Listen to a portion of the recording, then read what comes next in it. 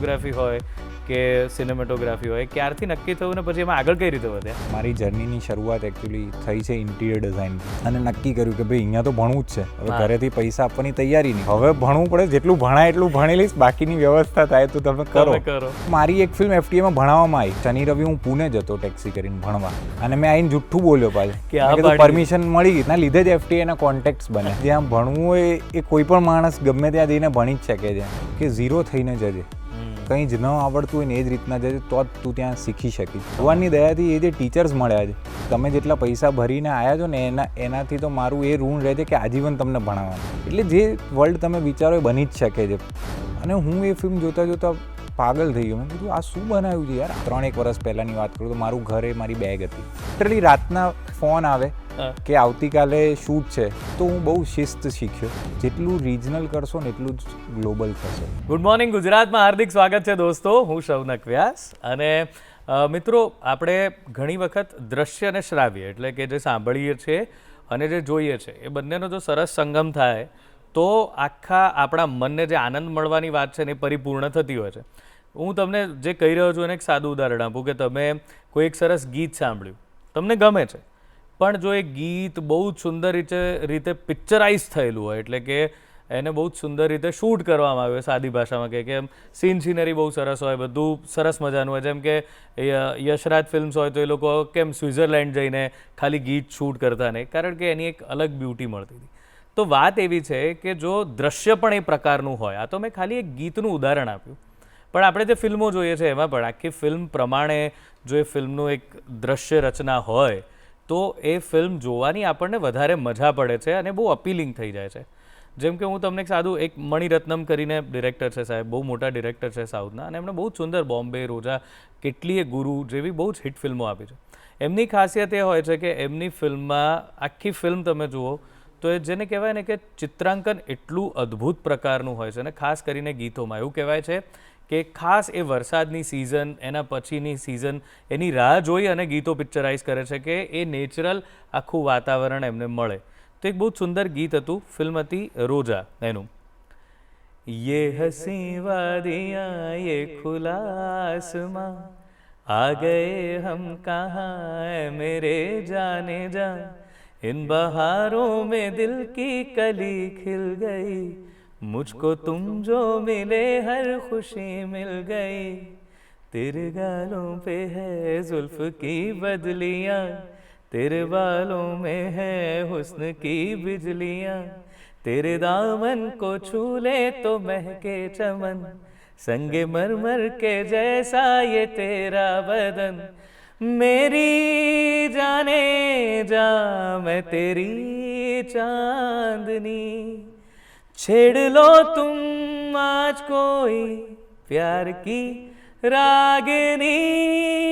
હવે આ મેં ગાયું, તમને મજા પડે, પણ એને હવે જોજો, તમને ઓર મજા પડશે, કારણ કે કાશ્મીરની અંદર એટલું બ્યુટિફુલી એ ફિલ્મને શૂટ કરવામાં આવી છે, આ ગીતને શૂટ કરવામાં આવી છે. મારો કહેવાનો મતલબ એમ છે સાહેબ કે નામ મેં મણિરત્નમ સાહેબનું દીધું, પણ ડિરેક્ટર તો હોય જ છે જે વિઝ્યુઅલાઇઝ કરે છે, પણ એમની સાથે સાથે ફિલ્મ જે બનતી હોય ને જેમાં એક બહુ જ અગત્યની વ્યક્તિ હોય છે, એક બહુ જ અગત્યનું પદ હોય છે, જેને આપણે બધા બહુ જાણતા નથી, પણ એના સિવાય એ ફિલ્મની સક્સેસ, એની બ્યુટી એ શક્ય જ નથી. અને એને કહેવાય DOP એટલે ડિરેક્ટર ઓફ ફોટોગ્રાફી, જેને સિનેમેટોગ્રાફર પણ કહેતા હોઈએ છીએ. તો એવી વ્યક્તિ કે જે આખી ફિલ્મને સિનેમામાં કેવી રીતે બતાવી, એનું વિઝ્યુઅલાઇઝેશન કેવી રીતે થયું છે અને એના પ્રમાણે એને શૂટ કરે છે, એને સિનેમેટોગ્રાફર કહેવાય છે. અને એ વ્યક્તિ એ એટલી બધી જાણકાર હોય છે, એટલી બધી લર્નેડ હોય છે કે એને દરેક, જેને આપણે સાદી ભાષામાં કે દરેક એંગલ, દરેક લેન્સ, આ બધાની ખબર હોય છે. અને એ વ્યક્તિ જો કોઈ સારી સ્ક્રિપ્ટને કોઈ સારો DOP કે સિનેમેટોગ્રાફર મળી જાય તો ખરેખર એ સ્ક્રિપ્ટ અદ્ભુત રીતે બની શકતી હોય છે. અને એવા જ એક DOP આજે આપણી સાથે છે, જેમણે આર્કિટેક્ચરલ ફોટોગ્રાફીમાં પણ બહુ જ મોટું નામ કર્યું છે. એમના જે આર્કિટેક્ચરલ ફોટોગ્રાફીની જે પણ વસ્તુઓ છે એ બધી ઇન્ટરનેશનલ મેગેઝિન્સની અંદર પણ પબ્લિશ થાય છે અને બહુ જ વખણાય છે. આ ઉપરાંત ફિલ્મો, એની અંદર પણ એમણે DOP તરીકે ખૂબ અદ્ભુત કામ કર્યું છે. હમણાં જ ફિલ્મ આવી ધરપકડ કે વિઠ્ઠલ TD2 કે મોહ માયા મશીન, આવી બધી ઘણી બધી ફિલ્મો છે કે જેના ડીઓપી, અને ડીઓપીની જવાબદારી બહુ મોટી અને અઘરી હોય છે સાહેબ. તો ચાલો આજે આપણે એવા વ્યક્તિને મળીએ કે જે વિષય વસ્તુને સુંદર રીતે આપણી સામે પ્રસ્તુત કરે છે.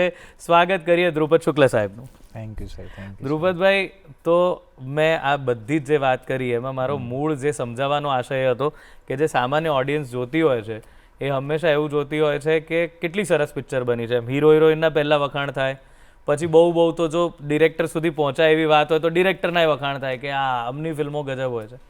પણ જે હું એવું માનું છું અને જે મેં પણ જે આપણે પણ હમણાં એક ફિલ્મ સાથે કરી, એટલે મને એમ છે કે ડીઓપીનું જે કામ છે ને એ બહુ અઘરું છે. અને મને એવું લાગે છે કે એક તો રાઇટર પોતાની જાતે ટેબલ પર ફિલ્મ બનાવે છે, ડિરેક્ટર વિઝ્યુઅલાઇઝ કરે છે ત્યારે બનાવે છે, પણ જ્યારે ફ્લોર પર હોય છે ને ત્યારે ડીઓપી પણ એક ડિરેક્ટર જેટલી જ મહત્ત્વની ભૂમિકામાં રહેતા હોય છે. તો તમારા જીવનમાં આવું ક્યારે નક્કી થયું કે તમને આ દ્રશ્યોમાં બહુ રસ છે, પછી એ ફોટોગ્રાફી હોય કે સિનેમેટોગ્રાફી હોય, ક્યારથી નક્કી થયું ને પછી એમાં આગળ કઈ રીતે વધ્યા? સર એકચ્યુઅલી જ્યારે મારી જર્નીની શરૂઆત એકચ્યુઅલી થઈ છે ઇન્ટિરિયર ડિઝાઇનથી. અચ્છા. કારણ કે ફાધર આર્કિટેક્ચર કોલેજમાં રાજકોટમાં ભણાવતા હતા. રાઈટ. અને તપન વ્યાસ કરીને એક બહુ જાણીતા સિનેમેટોગ્રાફર છે જે મારા દૂરના કઝિન થાય. એટલે એમની એક ફિલ્મ શૂટ થઈ રહી હતી પાઘડી. અને એમાં મને પપ્પાએ ધક્કો મારીને મોકલી દીધેલો કે જા જઈને આમાં શીખ. અને હું લિટરલી 2 દિવસમાં જ ઘરે પાછો આવી ગયો હતો. મેં કીધું આ બધું આ એકનું એક વારંવાર આ શું ચાલે, તો કીધા વગર હું ઘરે ભાગીને પાછો આવી ગયો. પછી તપનભાઈએ કીધું કે યાર FTI જો ભણવા જવું હોય તો એના માટે BA કમ્પલસરી છે, કરવું જ પડે. એને પપ્પા આર્કિટેક્ચર સ્કૂલમાં ભણાવતા, આર્કિટેક્ચર કોલેજમાં, અને મારે એટલું લાંબુ ભણવું નહોતું 5 વર્ષ, એટલે મેં ઇન્ટિરિયર ડિઝાઇન કર્યું. રાઈટ. ઇન્ટિરિયર ડિઝાઇન કરીને મેં વારંવાર FTIની પરીક્ષા આપી, પણ એમાં સફળતા ન મળી. અને તપનભાઈ ને પપ્પા ને એમનો આગ્રહ કે ભાઈ ભણવાનું તો FTIમાં જ, બાકી નહીં. અને ઘરે જુઠ્ઠું બોલીને એક વખત હું મુંબઈ ગયો મામી ફેસ્ટિવલ અટેન્ડ કરવા, મામી ફિલ્મ ફેસ્ટિવલ અટેન્ડ કરવા. આઈ થિંક 2016 કે 17ની વાત છે. મારા મામાના ઘરે રોકાયો. રાઈટ. અને ત્યાં મેં એક ફિલ્મ જોઈ, ભસ્માસુર કરીને, ગધેડા ઉપર ફિલ્મ હતી. અને એ ફિલ્મ એટલી સુંદર લાગી અને મને થયું કે યાર આ ફિલ્મ જેણે બનાવી છે ને એ લોકોને મળવું છે. મને ખબર નહીં કે એ ફિલ્મ પછી ત્યાં ફેસ્ટિવલમાં શું પ્રોસેસ હતો. એ બધા સ્ટેજ ઉપર આવે અને કીધું કે અમે અમારી આ જર્ની છે. તો હું જઈને મળ્યો એમને. મેં કીધું કે સર આ તમે કઈ રીતના બનાવી, આ આઈડિયાને બધું કીધું કે અમે તો આ રીતના ફિલ્મ સ્કૂલમાં ભણ્યા. મેં કીધું કઈ જગ્યાએ ભણે? તો કે વિસ્લિંગ વુડ્સમાં. તો મેં કીધું યાર આ જગ્યા વિશે તો બહુ બદનામ વસ્તુઓ મેં સાંભળી છે, અહીંયા ન જવાય એમ, કે અહીંયા બધા બહુ પૈસાદાર લોકોના છોકરાઓ ભણવા આવતો અને આપણે ન જઈ શકીએ. તો કે ના ના એવું નથી. પછી દેવકી છે, એનો ભાઈ છે વૈનાથ, જે મારો ફ્રેન્ડ છે. તો વૈનાથ એ વખતે ત્યાં ભણતો. તો મેં વૈનાથને કીધું, વૈનાથની વખતે ડિપ્લોમા ફિલ્મનું કે ગ્રેડિંગ કે સાઉન્ડ ડિઝાઇન, તો વૈનાથ મને કહે કે તું આવી જા. અને હું ત્યાં ગયો અને નક્કી કર્યું કે ભાઈ અહીંયા તો ભણવું જ છે, હવે ઘરેથી પૈસા આપવાની તૈયારી નહીં. રાઈટ. તો એ વખતે મેં થોડાક પૈસા ભેગા કરેલા, જેનાથી ફર્સ્ટ સેમિસ્ટરની ફીસ ભરી. એ ખાસી હોય છે. હા, ફર્સ્ટ સેમિસ્ટરની ફી ભરી. પછી ઘરે કીધું કે ભાઈ હવે ભણવું પડે, જેટલું ભણાય એટલું ભણી લઈશ, બાકીની વ્યવસ્થા થાય તો તમે કરો.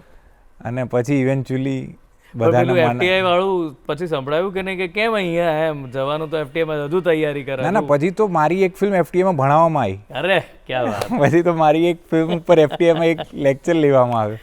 નિતેશ નૂર મોહંતી કરીને એક ફિલ્મ મેકર છે, એમણે મારી એક ફિલ્મ દેખાડી નાખું, ભણાવડાવ્યું. મેં કીધું બસ હવે થઈ ગયું. FTI માં પહોંચી ગયા. આ રીતે તો પહોંચી ગયા. પણ ના સર, એમાં એવું નથી. મારો એક ફ્રેન્ડ છે ચિંતન ધડુક કરીને, પ્રોડક્શન એને મારી સાથે જ FTI માં પ્રોડક્શન ડિઝાઇનમાં એડમિશન મળ્યું. જી. અને અમારે સોમથી શુક્રની કોલેજ હોય, તો શનિ રવિ હું પુણે જતો ટેક્સી કરીને ભણવા. શનિ રવિ હું FTI માં ક્લાસ અટેન્ડ કરતો. અને મને પહેલા દિવસે ના પડી કે તમે નહીં બેસી શકો, જઈને તમે પરમિશન લઈ આવો. અને હું ઓફિસમાં પરમિશન લેવા ગયો અને ત્યાં કોઈ હતું જ નહીં. અને મેં આવીને જુઠ્ઠું બોલ્યો પાછું, પરમિશન મળી તો કે આવીને બેસી જાઓ. અને હું ભણ્યો, છેક સુધી ભણ્યો, જ્યાં સુધી ચિંતન મળ્યો ત્યાં સુધી હું ભણ્યો. તો તમારું 3 ઇડિયટ્સ જેવું થઈ ગયું. અને દર શનિ એની બધા જ બેચના લોકો મને ઓળખે, એના લીધે જ FTI ના કોન્ટેક્ટ્સ બન્યા.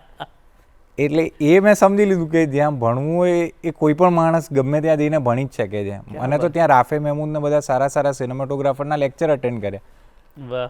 એટલે એ તો પોસિબલ જ છે, એમાં તો કોઈ શંકા જ નથી.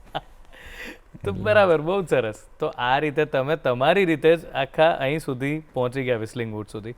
વિસ્લિંગ વુડ્સમાં પછી જે તમે કીધું કે યાર આ બહુ બધા પૈસાવાળાના છોકરાવાળી વાતો બધી સાંભળી હતી, એની અંદરનો અનુભવ કેવો રહ્યો વિસ્લિંગ વુડ્સનો? સર વિસ્લિંગ વુડ્સનો અનુભવ છે ને ધાર્યા કરતાં બહુ જ સારો રહ્યો. પણ એક વસ્તુ મને તપનભાઈએ ખાસ સૌથી પહેલાં કીધેલી કે જો ધ્રુપદ કે કારણ કે એ પહેલાં હું તપનભાઈને ઓલરેડી અસિસ્ટ કરતો હતો અને ઘણું બધું ફોટોગ્રાફીને કરીને ગયો હતો.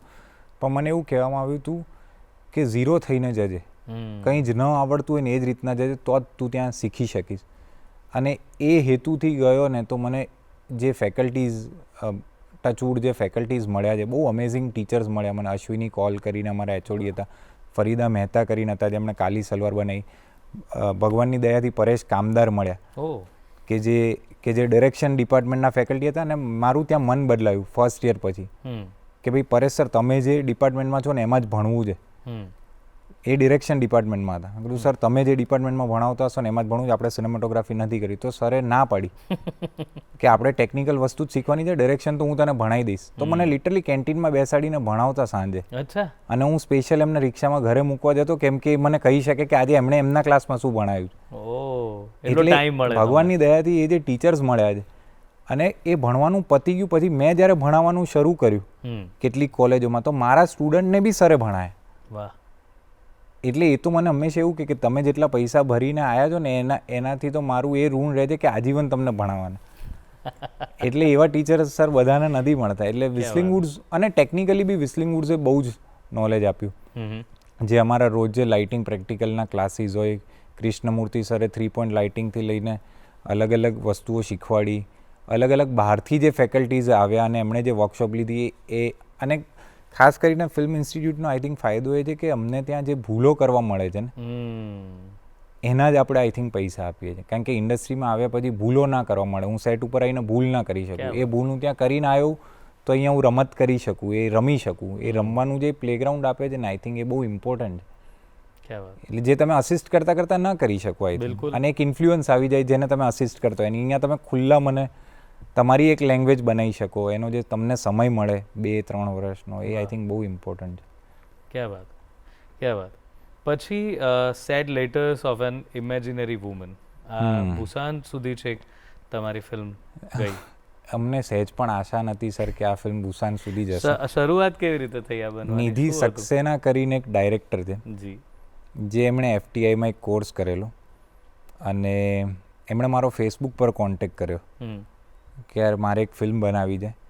અને હું ત્યારે જસ્ટ પાસ આઉટ થઈને નીકળ્યો જ હતો. અને જેમ દરેક ફ્રીલાન્સર છોકરાઓ પોતાના કામની ખોજમાં હોય એવી રીતના, તો એ વખતે મેં તપનભાઈના જ ઘરની સામે એક ઘર છે જેને અમે હવે તો ફિલ્મ સિટી જ કહીએ છીએ કેમ કે ત્યાં ઘણું બધું શૂટ થાય છે. દરિયાપુરની વાત છે, મોટી મહેતાની પોળ, બાપુનું ઘર. ત્યાં મેં ઓલરેડી લીએજુ નામની એક શોર્ટ ફિલ્મ બનાવી હતી. એ નિધિએ જોઈ હતી અને નિધિ કે યાર આ ફિલ્મ બહુ સરસ. મેં કીધું નિધિ યાર એક કામ કર, તેરે કો ફિલ્મ બનાની હે ના તો ઇધર આ જા. કેમ કે હું બહુ જ ઓછા બજેટમાં જ મેં કામ કર્યું છે ને મેં આ બધી જગ્યાઓ પર મારા રિસોર્સિસ છે, તો અહીંયા તારી ફિલ્મ બની જશે જો તારી પાસે પૈસા. અને અહીંયા આવી તર્જની કરીને એક એક્ટર જેના ઘરે અમે આખી ટીમને રોક્યા અને અમે એ ફિલ્મ શૂટ કરી. અને બધું જ આમ ઇન્ડી રીતના, જેમ કે ભાઈ ચલો તમે ફ્રી જો તો તમે આવી જાઓ, તમે ફ્રી જો તમે આવી જાઓ, એવી રીતના આખી ફિલ્મ શૂટ થઈ, એડિટ થઈ. પરેશ સરે મેન્ટરિંગ કર્યું. પછી અલગ અલગ લોકો જોડાણા. એ લોકોને ફિલ્મ બહુ જ સારી લાગી તો અલગ અલગ લોકો જોડાણા. અને એ પછી હું કસુંબોમાં ગાર્ગેભાઈને અસિસ્ટ કરતો હતો. તો એક સ્કેડ્યુલ અશોક મીના કરીને એક DOP જેણે કર્યું. એના પછી ત્રીજું સ્કેડ્યુલ આવ્યું તે પાછું મેં એ શૂટ કર્યું.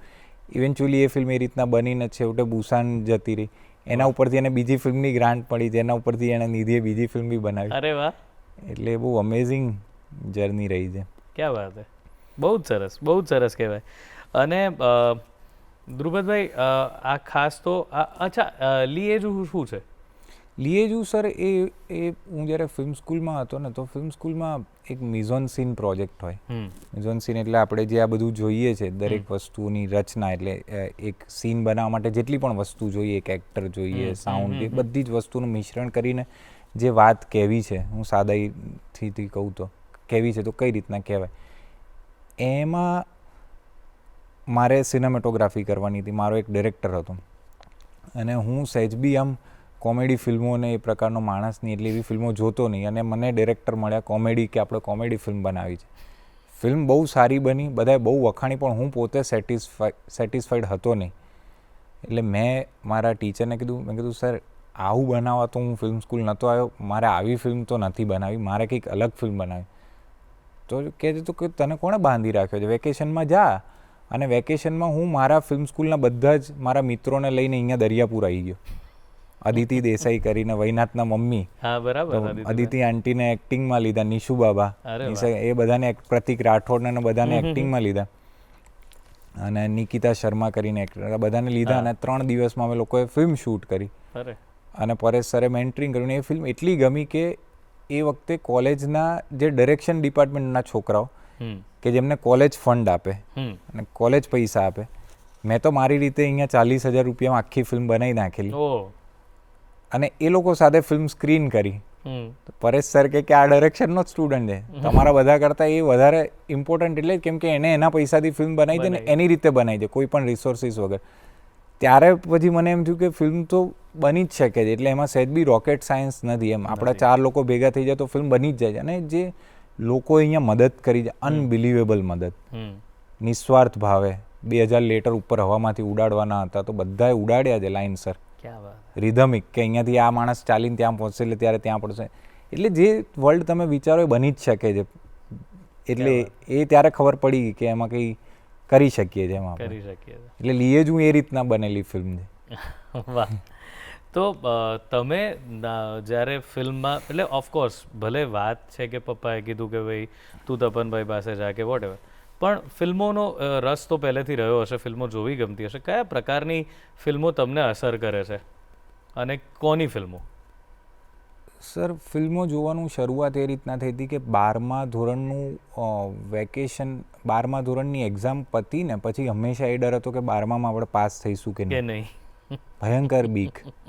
અને એ વખતે ઘરે પપ્પાનું લેપટોપ હતું ને એમાં ઇન્ટરનેટ હતું, તો એમાં હું બધી ફિલ્મો ડાઉનલોડ કરીને જોતો. અને એ વખતે છે ને NFDCની કંઈક એક ચેનલ હતી, નેશનલ ફિલ્મ ડિવિઝનની ચેનલ, અને એમાં એ વખતે બધી ફિલ્મો એ વખતે ફ્રીમાં દેખાડતા. જે નેશનલ ફિલ્મ ડિવિઝને જેને પ્રોડ્યુસ કર્યું ને, તો એ વખતે કાલી સલવાર નામની એક ફિલ્મ જે ફરીદા મહેતાએ ડિરેક્ટ કરી, એ મેં જોઈ. પછી સલીમ લંગડે પે મતરો જોઈ. પછી સૂરજ કા સાતવા ઘોડા જોઈ. એટલે બધી ઇન્ડિયન ફિલ્મ. પછી આંખો દેખી જોઈ. અને એ વખતે હું યુરોપિયન સિનેમાથી સહેજ પણ હું હજુ અજાણ જ હતો, કારણ કે હું આ જ બધી ફિલ્મો જોતો. તમે માનશો નહીં, લિટરલી હું મામી ફિલ્મ ફેસ્ટિવલમાં એ ડરે ઇંગ્લિશ ફિલ્મો જોવા નહોતો જતો કે નહીં સમજાય આપણને.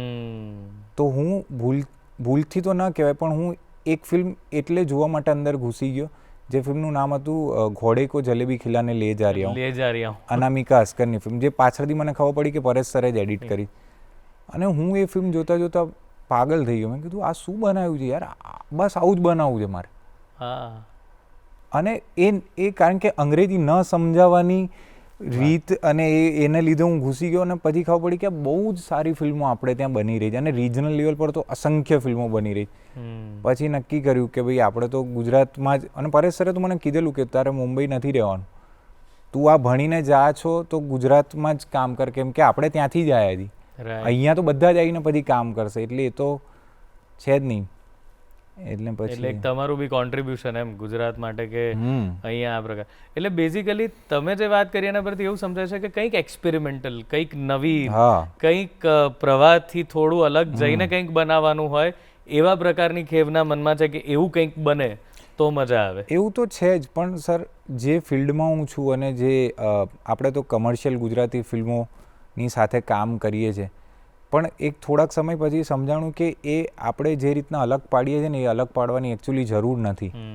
અને એ અલગ પાડવું પણ ના જોઈએ, કેમ કે કમર્શિયલ ગુજરાતી ફિલ્મો, મેં ધરપકડ નામની હમણાં ફિલ્મ શૂટ કરી છે, તો એમાં તમે જ્યારે ઇનપુટ આપવાના શરૂ કરો ને સ્ક્રીન પ્લે પર, તો એ તમે કઈ રીતના અલગ કરી શકો છો ને એ જ ઇનપુટ તમે આપતા હો. એટલે તમે વાત તો એ જ કરી રહ્યા છો.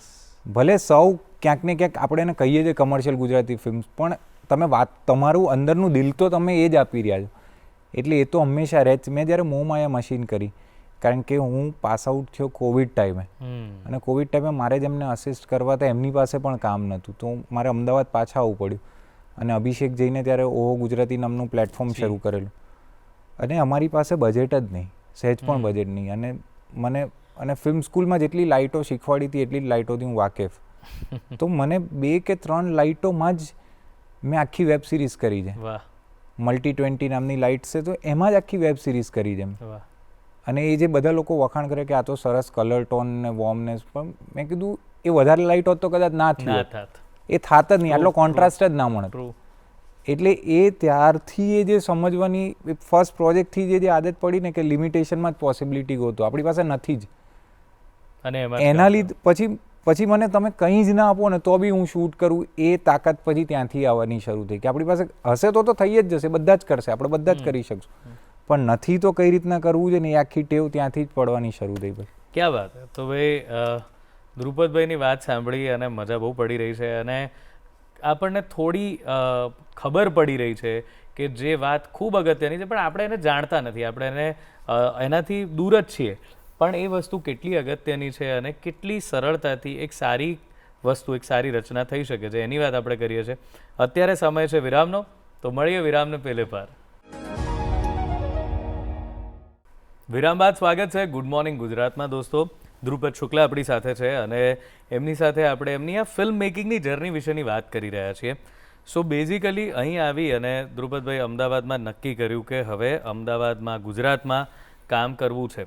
પણ એ તો નક્કી કર્યા પછી આ તો તમે તમારા લેવલ પર તમારી રીતે જ તમે પૈસા નાખી અને વસ્તુ ક્રિએટ કરેલી હતી, પણ એના પછી જે બ્રેક મળવો જોઈએ કે આ અત્યારે આ ખૂબ સુંદર કામ કરી રહ્યા છો, ધરપકડ છે કે કસુંબુમાં કે બધી જ ફિલ્મો, પણ એ ત્યાં સુધી પહોંચવા માટે પણ કંઈ સ્ટ્રગલ રહી કે એ કામ કેવી રીતે મળી ગયું? સર, ત્યાં સુધી પહોંચવા માટે એકચ્યુઅલી બહુ બધી વખત કોન્ફિડન્સ હલી પણ ગયો હતો કે પાછા મુંબઈ જતા રહીએ. બહુ બધી વખત બહુ બધા લોકોના ફોન પણ થયા છે કે હું, અને બહુ મારા ઘણા બધા મિત્રો ત્યાં શિફ્ટ થયેલા, એમના ઘરે હું રહેતો, અને લિટરલી હું આજથી 3 વર્ષ પહેલાંની વાત કરું તો મારું ઘર એ મારી બેગ હતી. મારી એક જ બેગ એ મારું ઘર, એ લઈને જ બધે ફરવાનું. અને એક વખતે તો એવું કહેવાતું કે ભાઈ ધ્રુપદ છે ને પાર્ટ ટાઈમ ડીઓપી છે. એટલે પાર્ટ ટાઈમ ડીઓપી એટલે કહેવાતું કેમ કે કોઈ પણ માણસની ફિલ્મ અટકે અને 3 દિવસનું કામ બાકી હોય એટલે ધ્રુપદને બોલો. પેચવર્ક ડીઓપી એટલે બહુ બધી શૂટના મેં બહુ બધી ફિલ્મોને મેં ખાલી પેચ જ નામ લીધા વગર એવું કોઈ કિસ્સો તો કહો કે જેમાં એવું થયું હોય અને તમે આખી વાત જ એ થઈ ગયો કે હવે આ કઈ રીતે એમ એવું? એટલે મને લિટરલી રાતના ફોન આવે કે આવતીકાલે શૂટ છે, અને હું શૂટ પર જઉં ને તો એક આસિસ્ટન્ટ ડિરેક્ટર આવીને સમજાવવાનું શરૂ કરે. મેં કીધું ભાઈ તમે સમજાવો નહીં, કારણ કે મને ના આગળની ખબર છે ને 5 દિવસ પછી શું થવાનું છે ને મને એની ખબર છે. મને ખાલી આ સીનના જે 2 શોટ છે ને એના વિઝ્યુઅલ દેખાડો, મારે કેવી લાઇટિંગ કરવાની છે, તો મને અને મેં લિટરલી એવી જ રીતના શૂટ કરી છે કે એક એક્ટર અહીંયા આવે છે ને આ 2 જણા બેસીને વાત, તો મારે એમની વાતોને જ લીટઅપ કરવાની છે, કારણ કે મને આગળ પાછળનું કંઈ ખબર જ ના હોય. એવા બહુ જ બધા પેચ વર્ક મેં શૂટ કર્યા. એટલે પણ એ કામ મળતું ગયું, અને એમાંથી જ જે ડિરેક્ટરોએ જે મને ઇવેન્ચ્યુઅલી ફિલ્મ આપી એમણે મને એમાંથી જ ઓળખ્યો કે ના, આ 5 દિવસનું શૂટ આ માણસે બહુ સરસ કર્યું છે, આને આખી ફિલ્મ આપી શકાય. અને એવી રીતના જ આઈ થિંક કામ મળવાનું શરૂ થયું. પણ મને લાગે છે કે બહુ મેજરલી પ્લસ પોઈન્ટ એ નથી કે તમે કેવું શૂટ કરો છો, તમે કેટલું સારું શૂટ કરો છો, એવું મને ક્યારેય નથી. હું કદાચ બહુ સારું શૂટ નહીં કરતો, પણ મને એટલો કોન્ફિડન્સ છે કે આપણે સ્ક્રિપ્ટને ન્યાય આપો. આપણી ફિલ્મ જોઈને કોઈ આવીને એમ ના કહેવો જોઈએ કે બહુ સારો શોટ લીધો છે, દેટ મીન્સ કે ફિલ્મ ખરાબ છે. એનું ધ્યાન શોર્ટમાં જાય છે. બધું જ સારું લાગે છે ને, બધું જ સારું બરાબર લાગે ને તો આપણે આપણું કામ કરી દીધું. એટલું સાયલેન્ટ એ હજી નથી જ થતું, પણ આપણે એ તરફ જવું જોઈએ. પહેલેથી હંમેશા એક કોશિશ રહી છે કે આપણે એ તરફ જવું જોઈએ. રાઈટ. તો એક્ટર્સની તો મને ખબર છે કે કેવી રીતે એમની પાસે ફિલ્મોની વાત જતી હોય છે, કે કોઈ પ્રોડ્યુસર કે ડિરેક્ટરના મગજમાં એક્ટર હોય એટલે એને વાર્તા સંભળાવવા આવે. તમારી પ્રોસેસ શું હોય છે? તમે બહુ ટેકનિકલ ડિપાર્ટમેન્ટ છે આખું, તો તમારી પ્રોસેસ શું હોય? તમે ફિલ્મમાં ક્યારથી જોડાતા હો અને કેવી રીતે તમારો અપ્રોચ થતો હોય? એટલે મેજરલી તો સર ફાઇનલ સ્ક્રીન પ્લે લખાઈ જાય ત્યારથી જોડાતા હોય જો બહુ જ સારી ફિલ્મ હોય તો. પણ ઘણી બધી ફિલ્મોમાં હું એ સ્તર પર જોડાયો છું જ્યારે સેકન્ડ ડ્રાફ્ટ થર્ડ ડ્રાફ્ટ હોય અથવા તો એવું હોય કે આ ફાઇનલ ડ્રાફ્ટ છે પણ એ હોય નહીં અને હું જોડાઉં પછી બી ડ્રાફ્ટો બદલાતા જ હોય. પણ મને એ પ્રોસેસ બહુ જ ગમે છે કે હું સ્ક્રીન પ્લેમાં પણ બહુ જ બધા લેવલ પર ઇનપુટ આપું કે સર આપણે આ વસ્તુને છે ને આ સિચ્યુએશન આવી રીતના કરીએ તો. જ્યારે લોકેશન રેકી પર જઈએ તો એક સીન અહીંયા ભજવાતો હોય તો કહીએ કે સર આખો સીન અહીંયા ના કરીએ, અડધો કટકો અહીંયા કરીએ અને અડધો કટકો ત્યાં નીચે લઈએ તો જેથી એક લોકેશન બદલાય તો ડાયનામિક લાગે. તો આ બધી ચર્ચાઓ થતી હોય છે. પછી લોકેશન રેકી થવાની શરૂ થાય. લોકેશન રેકી ઉપર વારંવાર જઈએ તો આપણને આઈડિયા આવે કે ભાઈ આનું લાઇટિંગ આપણે કઈ રીતના કરશું. આ જ લોકેશનને આપણે રાતમાં પણ શૂટ કરવાનું છે, દિવસમાં પણ શૂટ કરવાનું, તો એને લીટઅપ કઈ રીતના કરશું. તો મારી સાથે મારા અસિસ્ટન્ટ હોય, ગેફર હોય, એને એક બ્રેકડાઉન આપવામાં આવે અને એક લાઇટિંગના ચાર્ટ બનાવીને આપવામાં આવે કે આ લાઇટ અહીંયા લાગશે, આ લાઇટ અહીંયા લાગશે. એ પછી આખી બધી ટેકનિકલ પ્રોસેસ આવે જે એમને હેન્ડઓવર કરવામાં આવે અને મારું મેઇન કામ ડાયરેક્ટર સાથે ક્રિએટિવ હોય કે આ તો ટેકનિકલી થઈ જશે પણ એનાથી આપણે લાવવું છે શું, એનાથી આપણે કઈ લેંગ્વેજ ઊભી કરવી છે કે કઈ શું ઇમોશન બહાર આવે તો આને હેન્ડલ શૂટ કરીએ, આખું હાથ પર શૂટ કરીએ કે આમાં કેમેરાને અંદર લઈ જ ના જઈએ, બહાર જ રહીએ. અમે હમણાં જે ધરપકડ કરી એમાં એક આખું સીન છે કે જે ઘરની અંદર જે વ્યક્તિ ફસાઈ ગયા છે તો જાણીબૂજીને એક વ્યક્તિ બહાર આવે છે, એક કામવાળા બહેન આવે છે, તો ત્યારે એવું એક ડિસ્કશન થયું હતું કે આમાં તો કેમેરો બહાર. મેં કીધું કે સર એ અંદર છે તો ઓડિયન્સને અંદર જ રાખો, ઓડિયન્સ જવી જ ના જોઈએ. એ બેનનો શોટ બી અંદરથી જોવો જોઈએ. એ કેરેક્ટર અંદર ફસાયેલું છે, ઓડિયન્સ એની સાથે કનેક્ટ થઈ ગઈ છે તો બહાર જવું જ ના જોઈએ, કેમેરો બહાર. તો એવા બધા પછી ક્રિએટિવ ડિસ્કશન્સ થાય ને પછી એ આખી વસ્તુઓ એક્ઝિક્યુટ થાય. તો તમે બંને એટલે તમારા શરૂઆતના કાળમાં તમે તપનભાઈને પણ આસિસ્ટ કર્યા છે અને ગાર્ગેભાઈને પણ કર્યા જ છે. તો શું ફેર હોય છે આ બધાના અપ્રોચમાં? શું શું ફેર છે? કારણ કે આ બંનેને હું પણ બહુ પર્સનલી આપણે ઓળખીએ છીએ, પણ એ બંનેમાં શું ફેર છે? બંને લોકો બહુ જ અલગ લેવલની ટેલેન્ટ છે. તપનભાઈને તો હું ઘણા સમયથી ઓળખું છું, પણ તપનભાઈ થી એક તો હું બહુ શિસ્ત શીખ્યો. એ હવે બહુ ટેકનિકલ વસ્તુઓ છે કે હેડ સ્પેસ છે, આંખ ક્યાં ટ્રાવેલ કરે છે એની સાથે તમારા શ્વાસ ટ્રાવેલ કરવા જોઈએ, એટલે તમારી આંખ ફરી તો એની સાથે મારા બ્રીધિંગ, એ આખી ઘટના હું તપનભાઈ પાસેથી જ શીખ્યો છું. અને એ એટલું સરળતાથી શીખવાડે છે ને કે તમને મને ખબર ના પડે કે હું આ શીખી ગયો 3 કે 4 પ્રોજેક્ટ પછી, કેમ કે મારીને પકડીને શીખવાડે. લાઇટને કઈ રીતના ડિફ્યુઝ કરવી. ફિલ્મ સ્કૂલ ગયા પહેલાં મને લિટરલી 1 કલાક મને ઉતારીને પછી પાછું આખું લીટઅપ કરાવ્યું હતું કે લાઇટથી ડિફ્યુઝન આટલું દૂર જ રહેવું જોઈએ, નહીં તો તે ડિફ્યુઝનનો કંઈ મતલબ નથી. તો એવી બધી અલગ અલગ રીતોથી શીખવા મળ્યું છે. અને ગાર્ગે સરની એક આખી અલગ જ લેવલની ડિસિપ્લિન છે કે જે ગાર્ગે સરના જે ગેફર હતા અશોક સિંઘ, કે જે રાફે સરના ગેફર છે, જેમણે આંખો દેખી શૂટ કરી ને એ બધી ફિલ્મો શૂટ કરી છે, હું એમની પાસેથી બહુ જ શીખ્યો છું. કારણ કે ગાર્ગે સર તો શૂટ કરતા હોય તો એમને જઈને દર વખતે પૂછી ના શકે, તો હું અશોક સિંઘની ચોટી પકડે રાખું કે સર ये फिल्म में आपने कैसे किया था वो बताओ. એમણે મને એટલી અલ્ટિમેટ વસ્તુ શીખવાડી છે કે એક ફેસ पे 2 लाइट कभी अच्छी नहीं लगती. એ સમજાણું જ નહીં ત્યારે કે શું કહેવા માંગે કે એક ફેસ पे 2 कलर अच्छे नहीं लगते. પણ પછી પૂછ્યું, હું જે શૂટ કરું એ ફિલ્મ પછી એ અશોક સિંઘને મોકલું, ગાર્ગેભાઈને મોકલું, એ કે હા સર તમે એ જે વાત કીધેલી ને આ તો કે આ નહીં, હજી એમાં બેટર કર.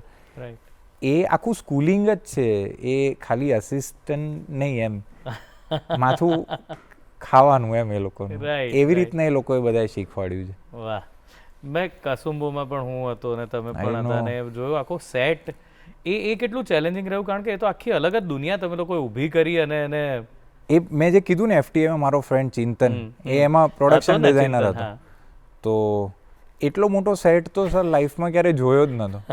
અને આટલા મોટા સેટ પર સર આખો કંટ્રોલ લઈને જે રીતના શૂટ કરે, એટલે હું પહેલાં 5 દિવસ તો બહુ ડરીને જ ચાલતું. અને એક એક્સપિરિયન્સ કહું, એમાં મને સેકન્ડ કેમેરા આપેલો ઓપરેટ કરવા માટે, અને એક વખત મારા હાથમાં અલવારો ઝૂમ કરીને એક જે ઝૂમ લેન્સ આવે છે એ ઝૂમ આવ્યો અને સર કે તલવાર ઉછળે છે ને એનો શોટ લે. તલવાર ઝૂમમાં આવે જ નહીં, કારણ કે અહીંયા પકડાય પછી ઝૂમ કરું તો તલવાર ફ્રેમની બહાર હોય. 3-4 ટેક થયા પણ આવી નહીં, એટલે મને તો પરસેવો પડે કે હમણાં ત્યાંથી કંઈક આવશે એમ મોનિટર પરથી. અને એક્શન માસ્ટર બી ગુસ્સામાં. પછી ગાર્ગે ભાઈ કે ઊભા રહો હું આવી જઉં છું. અને ગાર્ગે સરે જે એક ટેકમાં એ જે શોટ લીધો છે ને, મેં કીધું સર આ કઈ રીતના લો છો તમે, આ કઈ રીતના પોસિબલ છે એમ, કે આ દોડીને ઓલો માણસ આવે છે ને તમે ઝૂમ કરીને સીધું ત્યાં એની આંખ પર, ત્યાંથી ઝૂમ આઉટ કરીને સીધું અહીંયા, કઈ રીતના આટલું ફાસ્ટ પેનને, એ કે પ્રેક્ટિસથી જ આવશે, પ્રેક્ટિસ કરે. અને પછી ધીરે ધીરે કોન્ફિડન્સ આવ્યો ને પછી મેં ધરપકડમાં આખી જે ચેઝિંગ સિક્વન્સ જે આપણે માર્કેટિંગ આખી ઝૂમ પર જ કરી. એટલે એ બિકોઝ ઓફ સર કે એમણે કીધું કે પ્રેક્ટિસ કરો, પણ એટલે એ બધું લર્નિંગ ત્યાંથી જ આવ્યું. એ કોન્ફિડન્સ જ ના આવ્યો. જો સરે ત્યારે ઝૂમ ઓપરેટ કરવા ના આપ્યો તો કદાચ અત્યારના હું કરતો જ ના હોત, તો બીજી કોઈક રીતના એ શોટ લીધા હોત. રાઈટ, બિલકુલ. અને હવે તમારી આ બીજા પાસા પર કે તમે જે આર્કિટેક્ચરલ ફોટોગ્રાફી કરો છો એ શું હોય? પહેલાં તો ઘણા બધાને ખબર નહીં જ હોય કે આર્કિટેક્ચરલ ફોટોગ્રાફી કેમ બહુ આટલી તમારી આટલી ઇમ્પોર્ટન્ટ રીતે વખણાય છે, આટલા બધા મેગેઝિન્સમાં એના વિશે વાત થાય છે, શું છે? જેમ તમને કીધું નહીં ખબર હોય એમ સર ઘણા વર્ષો પહેલાં મને બી નથી જ ખબર, હજી બી કદાચ નથી જ ખબર. પણ એ થઈ હતી શરૂ એ રીતના કે હું જ્યારે ઇન્ટિરિયર ડિઝાઇન ભણતો ત્યારે મારા કેટલાક ફેકલ્ટીઝ હતા, એમણે કીધું કે અમારા કેટલાક પ્રોજેક્ટ્સ છે, તું સારી ફોટોગ્રાફી કરે છે તો તું ફોટોગ્રાફી કરી આપ. અને મારો એક કેમેરા હતો મારી પાસે, તો મેં કીધું કરી. અને આપણે બહુ આર્ટ ને એના ઝોનમાં, તો એક પ્રોજેક્ટની આખી ફોટોગ્રાફી બ્લેક એન્ડ વ્હાઇટ કરીને હું આવી ગયો. તો ઓલા ભાઈ કે ફોટા બહુ સારા છે પણ બ્લેક એન્ડ વ્હાઇટ નથી જોતા ભાઈ, સાઈડ તો કલરમાં છે, આ દેખાય તો બધું કલર છે. મેં કીધું સારું સારું, તો પૈસા ના આપ્યા. પછી ફરીથી જવું પડ્યું. પણ એ ફોટોગ્રાફી પછી ધીરે ધીરે એ મારા ફેકલ્ટીઝને મારા જે બેચમેટ્સ હતા એના માટે જ કરવાની શરૂ કરી. અને કેટલાક લોકોએ જોઈ કે તું અમારું બી આવીને શૂટ કર, તું અમારા બી ફોટા પાડે, એવી રીતના જ શરૂ થઈ. રાઈટ. અને પણ જ્યારે ફિલ્મ સ્કૂલ ગયો ને, એ પહેલાંની આર્કિટેક્ચર ફોટોગ્રાફી ને પછીની આર્કિટેક્ચર ફોટોગ્રાફીમાં બહુ મોટો તફાવત છે જે મને પોતાને લાગે છે. કેમ કે એ પછી આખી લાઇટ કઈ રીતના ચેઝ કરવી, સનલાઇટને કઈ રીતના જોવી, બેકલાઇટનું શું ઇમ્પોર્ટન્ટ છે, શેડોઝનું શું ઇમ્પોર્ટન્ટ છે, એ પહેલાં ખબર નથી. હું કરતો હતો કે આ સારું લાગે છે પણ ખબર નથી કે કેમ સારું લાગે છે. એ બધા કારણો અહીંયા જાણવા મળ્યા. અને હું આઈ થિંક ફિલ્મ મેકિંગમાં છું ને એટલે કદાચ આર્કિટેક્ચર ફોટોગ્રાફી સારી થાય છે, નહીં તો હું બોર થઈ ગયો. બહુ સાચી વાત. કારણ કે જે લોકો ખાલી પ્રોફેશનલ આર્કિટેક્ચર ફોટોગ્રાફી કરે છે ને, હું એવી રીતના કરવા પણ નથી માગતો ને કરતો પણ નથી. એટલે આ જે આખું આવે છે ને કે અંદર આપણે હ્યુમન કેરેક્ટર લાવીએ, એની અંદર એક જીવ લાવીએ, એ બધું જે કદાચ એ જ અલગ પાડે છે મારી આર્કિટેક્ચર ફોટોગ્રાફી. કે ખાલી બિલ્ડિંગ નહીં, અંદર એક માણસ લાવો, કોઈ રીતના જીવ લાવો અંદર. ક્યાં વાત. તો આજે આપ જે અત્યારે ગુજરાતી ફિલ્મ ઇન્ડસ્ટ્રી બહુ સરસ રીતે આગળ વધી જ રહી છે અને બહુ જ સુંદર. આ ધરપકડ પણ હમણાં ખૂબ ચાલેલી ફિલ્મ છે અને આવા વિષયોની વાત થઈ રહી છે. બેઝિકલી મારે જે કહેવું એ છે, તો તમારું શું માનવું છે કે આ બધો ચેન્જ છે એ શું છે, કેવો છે અને કેવી રીતે આગળ જશે? સર મને લાગે છે કે ગુજરાતી ઓડિયન્સ છે ને હવે બહુ જ બધી વસ્તુઓ જોતી થઈ છે. દરેકના ઘરે આઈપેડમાં નેટફ્લિક્સ ને બધું જ આવી ગયું છે. એટલે આપણી કમ્પેરિઝન સીધી બહારના કન્ટેન્ટ, ઇન્ટરનેશનલ કન્ટેન્ટ સાથે થઈ રહી છે. હું એવું નથી કહેતો કે આપણે એની કોપી કરીએ, પણ આપણી કમ્પેરિઝન તો ત્યાં થઈ જ રહી છે. બિલકુલ થઈ રહી છે. અને એક વસ્તુ આઈ થિંક મેં કેડીભાઈની જે સાંભળેલી કે જેટલું રિજનલ કરશો ને એટલું જ ગ્લોબલ થશે. વાહ. તમે જે તળિયાની વાત કરી એ જ બધા પંકજ ત્રિપાઠીથી માંડીને એવા ચહેરા છે કે જેને તમે હીરો મટીરિયલ ગણતા જ નથી, પણ એના લીધે લોકો ફિલ્મ જોવા જાય છે અને એ જ ગમે છે. અને આપણે ધારો કે હું તો બહુ બધા એવા ડાયરેક્ટરને ઓળખું છું કે જે મને ફિલ્મના રેફરન્સમાં મલયાલમ ફિલ્મો દેખાડે છે, પણ એ લોકો તો ત્યાંનું રિજનલ જ બનાવે છે. બિલકુલ. તો આપણે શું કામ એ લઈએ, એના કરતાં આપણે આપણું રિજનલ ના લઈએ? બિલકુલ. એટલે એ જ વાત છે. એટલે આ મને તમે આ બોલ્યા એટલે હવે પૂછું આ પ્રશ્ન કે એવા દિગ્દર્શકો જ્યારે કે એવા દિગ્દર્શક તો ઠીક છે, મેં એક વસ્તુ તો સમજી લીધી છે કે કોઈ વ્યક્તિ માટે સૌથી સહેલી વાત છે ને એ ડિરેક્ટર બની જવી હોય છે કે આને એક્શનને કટ જ બોલવાનું છે એટલે હવેથી હું જ ડિરેક્ટર એમ આ ફિલ્મનો. એટલે ઘણા પ્રોડ્યુસર પણ થોડા વખતમાં તો ડિરેક્ટર બની જ જતા હોય છે, એમને એની જ જરૂર નથી લાગતી.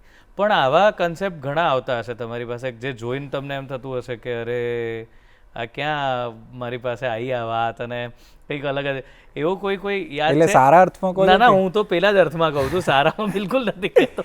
કે એવું જ્યારે ભરાઈ પડવાની વાત આવે એવું કંઈ આવ્યું છે કે જેમાં તમને એમ થાય કે યાર અરે ક્યાં હું ક્યાં પણ સર સાચું કહું એવા એકાદ પ્રોજેક્ટ મેં શૂટ પણ કર્યા છે, હે પણ આપણને એવું લાગે કે વાંચતી વખતે કે આપણે ભરાઈ પડ્યા છીએ, હા પણ મને અને એક એવો પ્રોજેક્ટ કર્યા પછી મેં જ્યારે સ્ક્રીન પર એ જોયું ને તો મને પોતાને બી ગિલ્ટ એ ફીલ થતું હતું કે યાર પછી મને એ વસ્તુ રિયલાઇઝ થઈ કે જ્યારે જે પણ પ્રોજેક્ટ કરતા હોય ને કંઈ પણ એમાં છે ને તમારે તમારું બેસ્ટ આપવાનું, રાઈટ તમારે તમારું ઓનેસ્ટીથી જ આપવાનું, રાઈટ કેમ કે એ પ્રોજેક્ટમાં એટલા બધા લોકો પાછળથી સંકળાવાના છે. કરેક્ટ, આ ઓલું પેઇન્ટિંગ જેવું નથી કે મેં બ્રશ મારી દીધું ના મારું પેઇન્ટિંગ, મારું આ ક્રિકેટ મેચ જેવું છે કે હું બિલકુલ. આ 100 રન બી મારશે, ઓલો કેચ બી પકડશે ને આ થશે ને ત્યારે જ મેચ જીતાશે. કરેક્ટ, એટલે ખાલી આપણે આપણા કામથી એ વસ્તુને જજ ન કરવી જોઈએ. તો એવા પ્રોજેક્ટો ઘણી વખત જોઈને મને બી દુઃખ થયું, યાર ઓલા શોટમાં થોડીક મહેનત કરી દીધી હોત ને તો ખાલી એ જ કાચું પડ્યું એમ, બાકી બધું સારું છે, એ શોટમાં મહેનત કરવાની.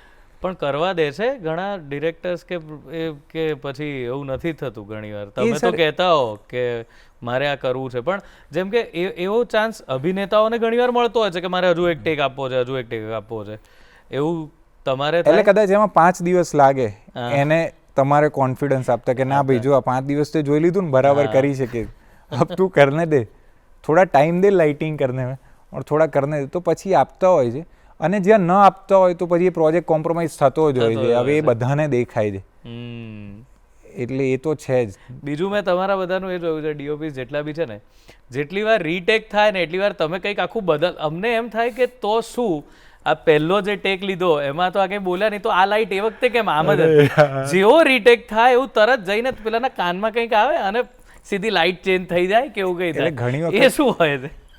ઘણી વખત કેવું હોય સર, મને ખબર જ છે કે એક રીટેક તો આવવાનો જ, એટલે ડિરેક્ટરને અને ટીમને પ્રોડક્શનને સાંત્વના આપવા માટેથી ને કે ઓલું મેં ઓલા આસિસ્ટન્ટને કહું કે ભાઈ ઓલો રીટેક આવે ને ત્યારે ડિફ્યુઝન લગાડી દેજે ને, કારણ કે રીટેક આવવાનો જ છે, ત્યાં સુધી ઊભો રહી જાય. નહીં તો ડિરેક્ટરને એવું લાગે કે આ લાઇટિંગ કરાય જ જાય છે, આ ખતમ જ નથી થતું. કરેક્ટ, તો એને કમસે કમ એક શોટ લેવાઈ જાય ને તો એને એમ થાય, કારણ કે પછી એના ડિસ્કશનમાં પડશે એક્ટર સાથે, ત્યાં સુધીમાં આપણે આપણું કામ પતાવી લઈશું. બિલકુલ બિલકુલ. તો આ તો બધું ચાલતું જ હોય છે.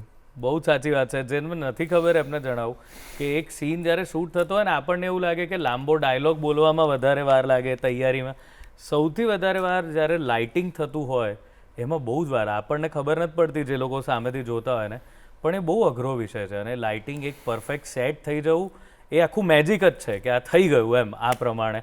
તો એમાં બહુ જ વાર લાગતી હોય છે. અને હંમેશા અમે એક્ટર હોય ને એટલે અમને શરૂમાં તો એ બહુ જ થતું કે આમ ચાલે રીટેક થાય, અને પછી એમ થાય કે મારા લીધે તો થયો પણ એકદમ દોડીને પેલો ગયો અને એણે કંઈક લગાડી દીધું, તો આપણને એમ તો કે મારું જ બાકી હતું કે અમે બાકી. અને ખાલી લાઇટિંગ નહીં, ફોકસ માર્ક પર આવું ને બધું બહુ જ, એટલે બહુ ટેકનિકલ વસ્તુઓ છે. રાઈટ. અને જ્યારે એક એક્ટર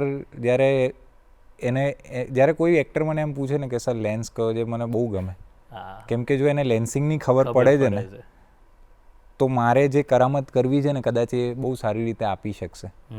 જે એક્ટરને લુકની સેન્સ હોય કે હું અહીંયા જોઈશ ને તો મારે અહીંયા જ લુક આપવાનો છે, અને એ લુક પકડી રાખે, છોડે નહીં. એટલે આ ટેકનિકલ ટર્મિનોલોજીમાં વાત થઈ રહી છે, પણ એ આખું એ જે ક્રાફ્ટ ને એ જે ગણિતથી જે મેજિક બને છે ને એ જ આપણે બધા જોઈએ છે, બીકોઝ ઓફ ધેટ ઓનલી. યાર એ બધી વસ્તુઓથી જ જાદુ થતા હોય છે. Right right.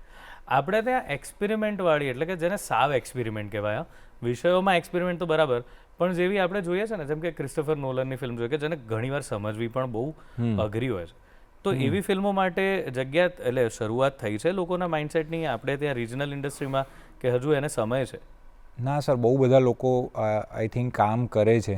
હું એવા બહુ જ બધા લોકોને ઓળખું છું. મારા બહુ જ ક્લોઝ ફ્રેન્ડ છે શાહરુખ ખાન ચાવડા કરીને, જેને ગુજરાતીમાં કયો કલર નામની સુંદર ફિલ્મ બનાવી, રાઈટ, જે રોટોડ્રામ જીતી, જે મામી જીતી, રાઈટ. અને અમારા જ પરેશ સર ને બીજા સંચય ને બધા એ પ્રોજેક્ટ સાથે જોડાયેલા હતા. બહુ જ અલગ લેવલના લોકો સાથે કનેક્ટેડ છે વર્લ્ડ સિનેમાથી. એ લોકો, એ ને એની વાઈફ વફા, 2 જણા ફિલ્મ બનાવે છે. એની વાઈફ સાઉન્ડ રેકોર્ડ કરે અને શાહરુખ ડાયરેક્ટ કરે અને શૂટ કરે, બધા નોન એક્ટર્સ, કોઈ એક્ટર નહીં, મોહલ્લાના એક્ટરો સાથે ને સુંદર ફિલ્મ. મેં અને પ્રતિક રાઠોડ કરીને એક એક્ટર છે, તો એમણે એક હમણાં ગિરહ કરીને એક ફિલ્મ બનાવી, જે ફિલ્મ ચાલુ હતી અને પૈસા પતી ગયા, તો હું એમાં જોડાયો કે હવે આપણે ફિલ્મ પૂરી કરીએ, તો હું એઝ અ કો પ્રોડ્યુસર જોડાયો અને અમે લોકોએ ફિલ્મ બતાવી. અમે બે નક્કી કરેલું કે જે ફિલ્મ સ્કૂલમાં શીખવાડ્યું છે ને કંઈ જ નથી કરવાનું, બધા નિયમોને તોડીને ફિલ્મ બનાવી, નોન એક્ટર સાથે ફિલ્મ બનાવી. તો એ બધા એક્સપેરિમેન્ટો થાય જ છે. તપનભાઈએ પણ આઈ થિંક તપનભાઈએ મોબાઈલ પર આખી ફિલ્મ બનાવી. એટલે એ પ્રીત કરીને જેણે નાનખટાઈ, એણે હમણાં એક સુંદર શોર્ટ ફિલ્મના મેં કેટલાક વિઝ્યુઅલ્સ જોયા, સુંદર ફિલ્મ. એટલે એ ઓડિયન્સ એને કેટલી હદે એક્સેપ્ટ કરે છે, કારણ કે આપણી ઓડિયન્સને હજી આપણી ઇન્ડસ્ટ્રી બાળ અવસ્થા કે એ જ અવસ્થા, એટલે એ જેટલું વધારે બનશે આઈ થિંક એનાથી જ મેચ્યોર થશે. એટલે એ આપણે નહીં કરીએ તો કોઈ નહીં કરે, એટલે એ કરતા તો રહેવું જ પડશે. રાઈટ. એટલે પણ બની રહ્યું છે. એટલે એક પક્ષે તો શરૂ થઈ ગયું છે, મેકર્સના પક્ષે તો આ ચેન્જ ને લાવવાની બહુ જ કોશિશ થઈ રહી છે. અને સર નાની જગ્યાઓ પર આ ફિલ્મોના સ્ક્રીનિંગ થાય છે ને, તો ઓડિયન્સનો એવા પ્રતિસાદ મળે છે ને કે તમે માનશો નહીં. એ લોકો ફિલ્મ આખી એનાલિસિસ કરે છે. એટલે એવું નથી કે આપણે મેઇન સ્ટ્રીમ ઓડિયન્સની વાત નથી કરતા, પણ અમે 70 થી 80 લોકોનું સ્ક્રીનિંગ કરીએ ને તો એ લોકો એ ફિલ્મ પર વાત કરે છે કે યાર બહુ સરસ વાર્તા છે. મને આઈને ક્રાફ્ટની વાત કરે છે કે આ તો ઓલા બ્લર શોટ તમે લીધા છે, શાર્પ નથી. બધું યાર આ તો સમજે છે. એટલે એ બધી વાતો તો થાય જ છે. એટલે જોવે છે, લોકોને ગમે છે, સમજે છે. ક્યાં વાત. કેમેરો ટેકનિકલી બહુ સુપિરિયર હોય એ કેટલું અગત્યનું, કે પછી ડીઓપી સમજદાર હોય વધારે અગત્યનું? સર 100% ડીઓપી સમજદાર હોય, કારણ કે કેમેરા તો છે ને આજે જે છે 5 વર્ષ પછી એના કરતાં બહુ જ સારા હશે, અને 5 વર્ષ પહેલાં કદાચ કંઈ જ નહોતું તો બી સારી જ ફિલ્મો બનતી હતી. એટલે એવું નથી કે કેમેરા સારા નહોતા તો નથી સારી ફિલ્મો બનતી, આના કરતાં બી સારી ફિલ્મો બનતી હતી. લગાન તમે આજે બી જુઓ, એની પહેલાની ગુરુદત્તની ફિલ્મ, તમે જૂની ફિલ્મો જુઓ ત્યારે તમને એ વિચાર આવે કે આ લોકો પાસે ના મોનિટર હતા ના કંઈ હતું, અને એ તો ભણાવવામાં આવે. રીલમાં બનેલી ફિલ્મ તમે બધું પ્રોસેસ થાય પછી જોઈ શકો કે આમાં બન્યું શું છે, ત્યારે ખબર પડે. ત્યારે અને એ તો અમને ભણાવવામાં આવે છે કે તમે આ ફિલ્મ શૂટ કરતી પહેલા હું એ ફિલ્મો જોઉં છું એઝ અ રેફરન્સ. એટલે એવું કેમેરા તો હું ક્યારેય સુપિરિયર માનતો જ નથી. અને એક અમારા ટીચર છે અમિત દત્તા કરીને, તો એ તો એમણે તો એમની એક બુક છે ખુદ સે કઈ સવાલ, એમની ફિલ્મ સ્કૂલની ડાયરી છે, એમાં એક સેન્ટેન્સ અમે પી ગયા છીએ ઘોળીને કે ફિલ્મ બનાવવી એ શ્વાસ લેવા જેવું ઇઝી હોવું જોઈએ. અને હવે છે, કેમ કે હવે બધા પાસે બધું જ છે. આપણે કોમ્પ્લિકેશનની જરૂર જ નથી, આપણે એને આટલું અઘરું માધ્યમ બનાવવાની જરૂર જ નથી. પહેલાં હતું, હવે તો બધા પાસે બધું જ છે. મોબાઈલ પર બનાવો ને, કોણ ના પાડે તમે? કરેક્ટ. એટલે એ જ વાત છે. અને હું તો એવી જ રીતના બનાવનારો માણસ છું. મને તો એવી જ ફિલ્મો ગમે છે ને એ જ પ્રોસેસ. ક્યાં વાત. એવું જ હોવું જોઈએ. ધ્રુપદભાઈ, હવે અપકમિંગ શું આવી રહ્યું છે નવી ફિલ્મોમાં? હમણાં સર એક ફિલ્મ કરી છે મેં, ઋષભ થાનકી કરીને એક ડાયરેક્ટર છે, જે લોકોએ કારખાનું બનાવી હતી. બિલકુલ. હું નામ નહીં લઈ શકું કેમ કે નામ કદાચ બદલાશે. મને ખબર છે બદલાવાનું. હા, તો એટલે એ ફિલ્મ આવી રહી છે. હમણાં એક બીજી ફિલ્મ હું પાટણમાં શૂટ કરી રહ્યો છું. તો એ બંને ફિલ્મો, એના પછી હું મારી પોતાની એક ફિલ્મ ડાયરેક્ટ કરવા જઈ રહ્યો છું, કમ્પ્લીટલી ઇન્ડિપેન્ડન્ટ. મારી પાસે જે હાથમાં આવ્યું હથિયાર એનાથી જ ફિલ્મ બનાવવાનો છું. એ પોતાના સ્વાર્થ માટે, આનંદ માટે. અને એ બધું ચાલી રહ્યું છે. ક્યાં વાત. બસ, તો આપને બધી જ આવનારી ફિલ્મો માટે ખૂબ ખૂબ શુભેચ્છાઓ ધ્રુપદભાઈ. Thank you so much. મજા આવી, તમે આટલો સમય આપ્યો, બહુ મજાની વાતો આપણે અહીંયા કરી. Thank you. Thank you sir, thank you. તો દોસ્તો, ધ્રુપદ શુક્લ એમની સાથે આપણે વાત કરી, અને બસ એ વાત જાણી કે જે અગત્યની વાત છે એ છે કે કોઈ પણ વસ્તુ તમે જે કરો છો એ એવી હોવી જોઈએ કે ભળી જાય, એ એક સાથે રહે. કારણ કે ફિલ્મ મેકિંગની જે વાત છે એ બધા જ પાસાઓ જ્યારે સરસ દેખાય ત્યારે એ ફિલ્મ સારી ગણાય. તો બહુ અગત્યની અને મજાની વાતો કરી. કદાચ આપણામાંથી ઘણા બધા આ ફિલ્મ મેકિંગની પ્રોસેસથી થોડા વધારે વાકેફ થયા હશે, અને પાછળ શું ચાલતું હોય છે કેમેરાની એની કદાચ ઘણાને આજે જ ખબર પડી હશે. તો બસ આવી જ મજેદાર સવાર આપણી હોય છે કે જેમાં આપણે સરસ વાતો કરતા હોઈએ છીએ. તમને કેવી લાગે છે આ સવાર? એના માટે તમે અમને ઈમેલમાં જણાવો તમારા પ્રતિભાવ. અમારું ઈમેલ આઈડી છે goodmorninggujratshow@gmail.com, અને દરેક એપિસોડને તમે અમારી યુટ્યુબ ચેનલ પર ગમે ત્યારે જોઈ શકો છો. મળીએ આવતા એપિસોડમાં.